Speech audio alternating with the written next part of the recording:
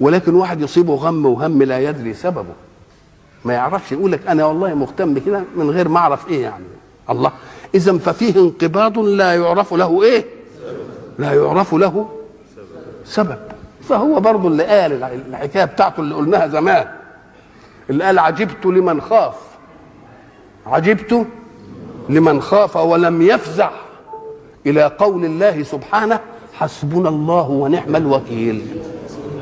شوف الدليل بقى، شوف استنباط الدليل، فإني سمعت الله بعقبها يقول فانقلبوا بنعمة من الله وفضل لم يمسسهم سوء.